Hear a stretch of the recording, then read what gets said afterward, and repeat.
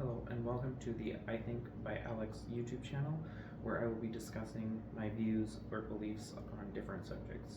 Today we'll be discussing solipsism and how it relates to the first premise of my argument for God. It will likely be shorter than the last video, as solipsism isn't extremely complicated compared to other topics. So as far as other topics that I'm adding in to new topics that I'm adding in to the channel, I've added a new topic on neuroplasticity and Jesus' teachings, and also neuroplasticity and the gospel. I'm not sure if I'll do that as one video or two videos, but that is the new topics that I've come up with since my last video.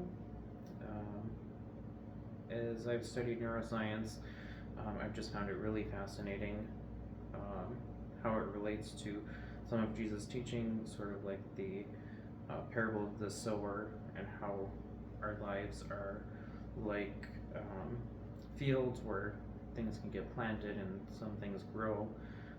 Some lives are sort of stony or weedy, and how that relates to neuroscience and neuroplasticity. Also, how the rebirth experience for a Christian, how that relates to neuroplasticity and neuroscience. It's really pretty fascinating, at least from my understanding of neuroscience. There's some pretty interesting correlations and ideas with regards to that. I'm not exactly sure where this topic or these topics will come in the order of things, if that'll just get added onto the end of the list that I have now, or if I will maybe move it up the list into some sooner, so that it gets in sooner. But during the videos, I'll go into deeper relations between the ideas of neuroplasticity. I'll probably discuss a little bit about them. Maybe talk about the relationship between like how some of the ideas on neuroplasticity, and for that, where I'm getting that is from Peterson Academy. We've got two lecture series on that, or two courses. One is the introduction course, and then the second one is specifically on neuroplasticity. And the book that I've been reading is called The Brain That Changes Itself. Excellent book, very good read. Definitely recommend it to whoever is interested. So that is that. And this weekend I'm moving, and after I get moved and get my job started and get settled there, I should have more time to work on this channel, as well as some other side projects. So I'm moving closer to my university, so that I can finish my undergraduate degree in chemistry. And so hopefully I'll be also, along with this YouTube channel, hopefully I'll be able to start working some more on my YouTube channel specifically for chemistry. And then I'm also hoping to work on my blog page and a website to kind of put things together, make it a nice, easy resource for people to get my content and other stuff there. So also, since I'm moving, my next video will probably be in a different location. Things will probably be changing a little bit. Hopefully, if the audio isn't very good on this one, hopefully that by the next time I'll be able to get maybe some equipment that will make recording a little bit better. So, on the topic of solipsism, so the idea of solipsism is that essentially nothing outside of the mind exists. It's a very personalized sort of argument. It's sort of a very personalized argument basically the idea is that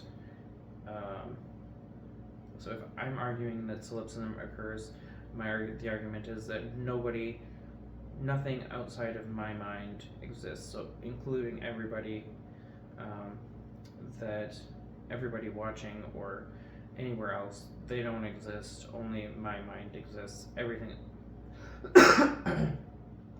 else is a part of or a construct of my mind, which is how personal it ends up getting for those people that actually believe it. That's sort of the basis of it. The main thing is that they're arguing that nothing outside of the mind is provable, and that nothing outside of the mind is essentially, our minds simply trick us into thinking that there's something out there, whereas it's not exactly. So they would essentially believe that there's nothing outside of you. So, and also not only is there nothing outside of you, but there's also your entire body doesn't even exist. It's just the mind, and everything else is just projected from that, essentially. Although it's not entirely crazy, it sounds pretty crazy, but it's not. It's a fairly well developed, I think, argument or idea. It's not necessary. I don't think there's a large number of people that actually believe it, but it's also not like completely crazy. There's good arguments for it, and whatnot. It is, in my opinion, it's quite unintuitive. It certainly seems to me that there is something that exists outside of myself, or outside of my mind. Our interaction, with the physical world seems to imply that something does indeed exist. The world is so another way of thinking of solipsism is they would essentially think of the physical world as sort of a virtual environment in which you exist, but it's created by you. So it's a little bit more complicated than that, but it's essentially like a virtual reality system. So if you want to think of how do people not believe that something is outside of themselves, if you think of a virtual reality system, essentially something that is essentially capable of replicating all of your senses. So you'd have some sort of a suit that would cover your body, something that covers your face, that would be capable of allowing you to see things perfectly. And inside this virtual world, obviously the things don't actually exist, they're all virtual. And so if you were to have a system like this that could give you all the senses of the physical world that we observe, essentially when you put on the virtual system, or if you had it off, you wouldn't be able to tell the difference between the two. And so the idea then is, okay, so what if our bodies are like the virtual system, and everything outside of our body is essentially just it's just a simulation type of thing.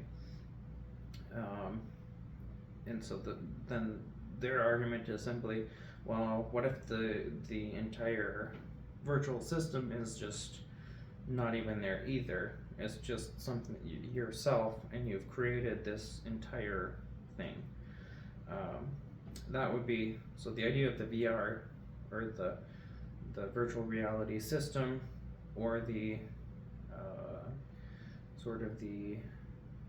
the virtual system, that would be an argument, essentially not being able to differentiate between a VR system and the physical reality that we already exist in, would essentially because it's difficult or impossible to tell the difference between the two, because if you're in the VR system, if you're working with objects, you're still going to be able to feel those because your suit is giving you the sensation that those things are actually there, even though they actually aren't.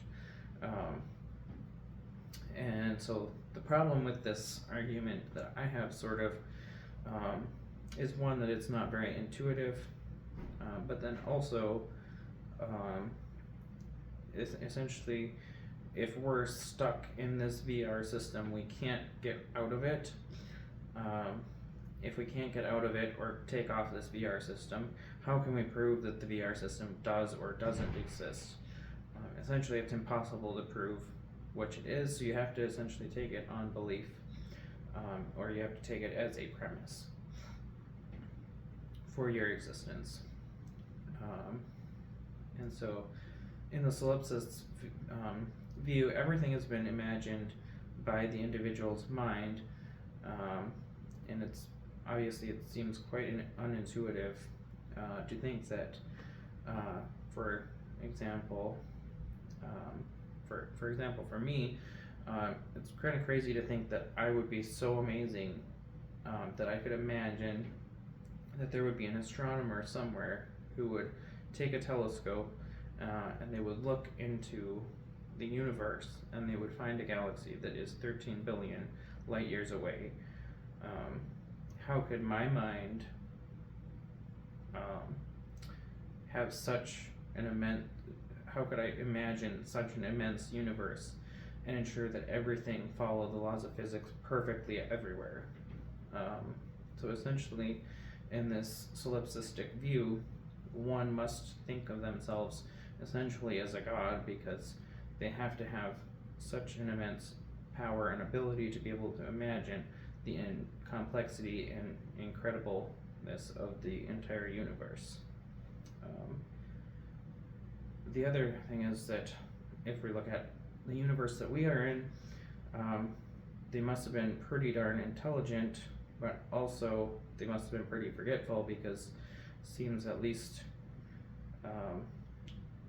it seems pretty, like most of our science today is very incomplete, which means that we really don't know too much about the universe and how it works. And so whoever is imagining this universe is pretty forgetful, or so it seems. If, of course, that thing or that person is a human. So we don't really know how physics works precisely, which is how the universe works. We have a pretty good idea on how some things work, but if we look at the small things, really small things, there's a lot of debate over how things work. Also, the very large things, there's debate over how things work there. Things that are very cold, things that are extremely fast, also things that are really complex.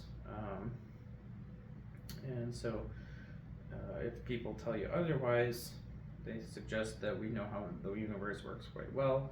You might want to ask them what causes a fundamental force, what happens at absolute zero, why does the arrow of time point in the forward direction only, what gives rise to consciousness. All of these are areas that we currently don't understand completely, and because of this, obviously whatever is imagining the universe, either they're not a human or they're just very forgetful. Apparently, since we haven't got a full understanding of how the universe works, whoever is imagining or creating our universe doesn't remember, or they don't know how the universe works, which is kind of odd for someone to imagine the universe and create it. Usually, if you're imagining something, you sort of have to have some understanding of how things work in order to imagine them. So how does solipsism connect specifically with my argument for God? So the first premise of my argument is that something exists. And since solipsism is sort of the denial that something actually exists, or something outside of the mind exists, so the mind still exists, so something still exists, but not physical. And specifically, my argument is talking mostly about physical. Something exists physically. So solipsism would be an argument against the first premise of my argument. As solipsism denies that something exists outside of the mind, it then could be used as an argument against my first premise. It is, from my perspective, a weak argument, as it is unintuitive, as I've described before. It's also, the other thing is that essentially it doesn't get away from the God argument, because it essentially argues for a God, because as I said, basically you would need something that would equivalently be capable of being defined as God.